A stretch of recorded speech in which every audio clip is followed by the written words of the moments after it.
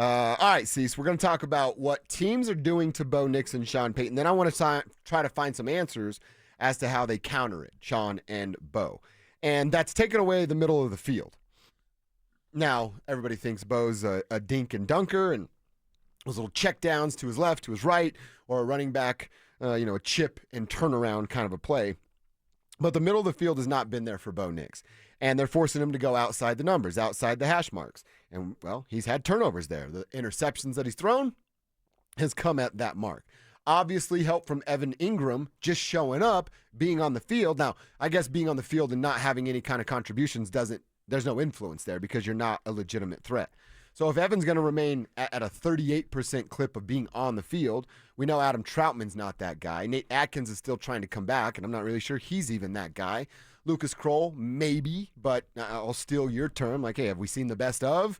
When it comes to Lucas Kroll, I think, we can probably check that box right there. Right. So Marvin Mims, Cortland Sutton, Marvin and Cortland on the same side. Troy, what else can they do to try to open up more of the middle of the field for Bo as soon as Sunday? Yeah, as soon as Sunday. Can I get an RJ Harvey?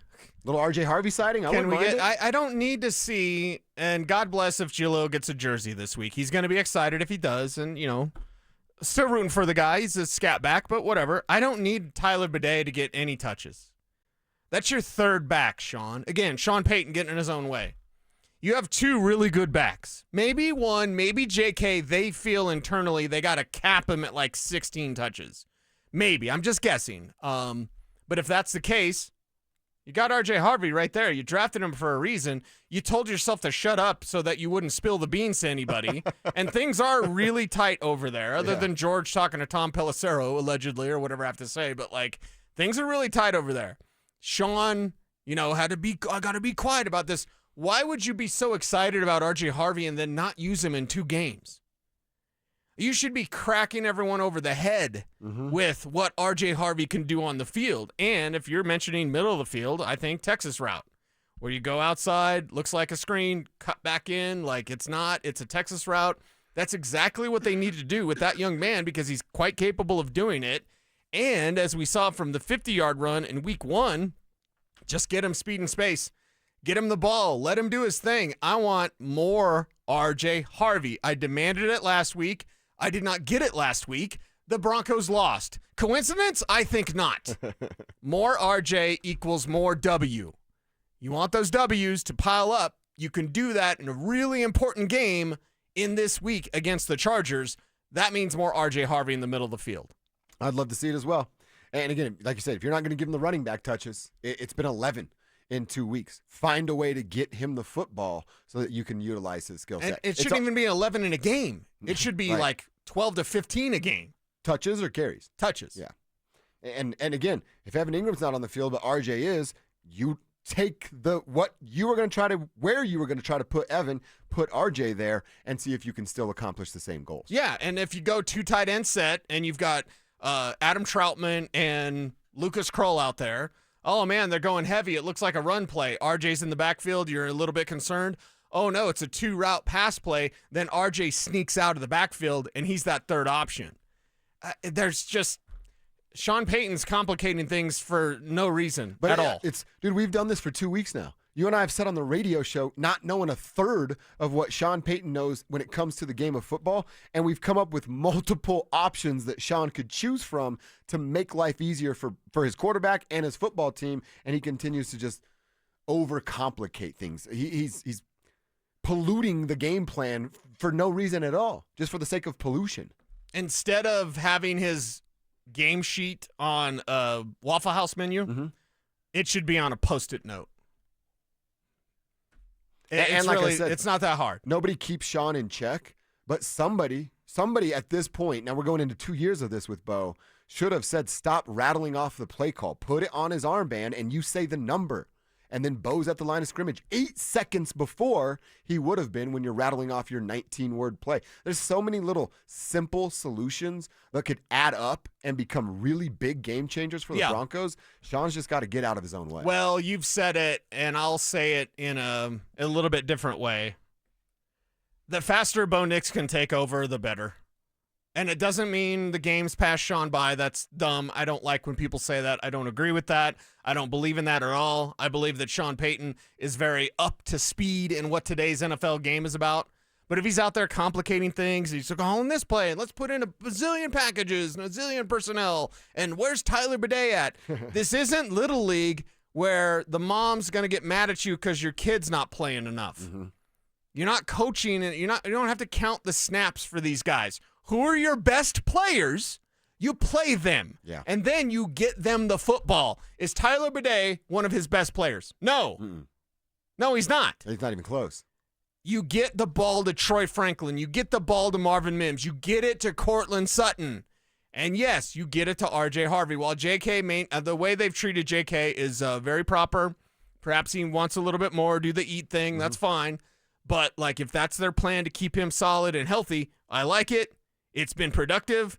But this lack of RJ Harvey is a glaring example of why Sean Payton's complicating things way too much. Then the other side of this, you mentioned this earlier, and we hadn't really dove too deep into it with the Riley Moss thing. And KAD's sitting right there that you and I watched throughout training camp, you and I watched throughout preseason when he was getting some of those reps in the preseason games going, man, this guy might be ready to take a next step when it comes to his, what would it be, his third season? Is he on his third season now? Behind Riley Moss. And if Riley Moss keeps chasing, getting penalties, everything that we saw, now, I'm not saying it's time right now, but I think there's something to monitor here with Riley Moss, and if you continue to see him get picked on and not make the most of those opportunities, maybe you do throw a KAD out there for a series, for a couple of series, if he looked good on the first one, and just see where you go. Just like you said, it's not about feelings, it's about results, and if Riley can't give you the results, well, on to the next one. Right, and it's his second year. Second year for KAD. Yeah, so okay. You just need to, hey, young guy, go out there and make plays. He's excited to make plays, and I would say this about Javonte Barron as well. Right now, your pecking order at the cornerback position is 1, Pat Surtain. That's never going to change. 2, Riley Moss.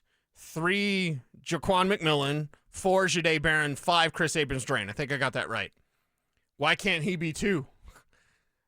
Barron's not ready to be 2. And maybe he's always best as some sort of chess piece, and you move him around. He's never a number 2 corner. I don't know. Early results haven't been great, but it's 2 games into his pro career. I have very little doubt or worry about Javonte Barron and his future. But I also know, put your best players out there. Almost a flip thing of what we're saying offensively. Want your best players out there. Chris Abrams-Drain could be one of your best players, and it's not about seniority. It's about who can make the plays. If Riley Moss is not making the plays, then you go to KAD and see if that young man can make the plays, because I bet the answer is yes. Yeah. Like I said, nobody's written in stone. Riley Moss' name isn't written in permanent ink on the Broncos depth chart at CB1 right there. So perform, crap, or get off the pot, man. That's what it's all about. And when Moss was hurt, it made more sense why he would struggle. But when Daniel Jones is picking you apart, you've got some problems there. Yep. So we'll see what it looks like coming up Sunday in Los Angeles. All right, it is Wednesday. So don't be that guy Wednesday. Don't be that gal. By the way, you're talking about those parents that are counting snap counts. Yeah. Don't be that parent for sure. Yeah, don't be that parent that yells at your same parents on the same team. Oh, right. I bet that happens a lot. That happened to me. I bet you I'm not even going to bet you. I know there's some turd coaches out there, but man, God bless all of you that have to deal with those parents. I can't even imagine. That's got to be a nightmare. Yes. I actually can't say too much, but my lady's dealing with some of that stuff. Yeah. I imagine so. Yeah. Yeah. There's always the overzealous parents. I guess that's the don't be that guy. Like, Don't be the overzealous parent. Your kid's probably not making it to the NFL. And let them figure it out on their own. Exactly. And let them have fun. That's the main thing for me when I remember Liam's first football camp. And it was the Trinity. It was Dakota Ridge, Columbine, and Chatfield that did a football camp for all ages up to high school, and he was 8. So he was out there, and he never played flag football. It was my choice. Maybe I should have had him play flag football. But it was always like, no, you got to get used to football's about tackling and hitting, and the faster that you can learn, like, hey, I can hit you, and I'm okay, and you're okay. Okay, let's do this. There was this one dad, and he had twin boys, and he was like dog cussing his kids. They were the same age as Liam. Dang. Little 8-year-olds. And this dad, shaved head, a lot of roid rage, bunch of tattoos, whatever. Like, he's yelling, he's dog cussing his boys in front of all of us. Yeah, I don't like that. And I remember telling somebody, I was just like, yeah, those kids are going to grow up to hate football and him. Yeah. Like, don't do that. Stop. Let the kids enjoy what they enjoy and let them figure out maybe that's football, maybe it's lacrosse, maybe it's playing in the orchestra, like whatever. Hey, what do you like? Now let's do that. Yeah. Yeah, we'll roll with whatever you like doing. I'll learn about it. We'll figure it out together. Exactly.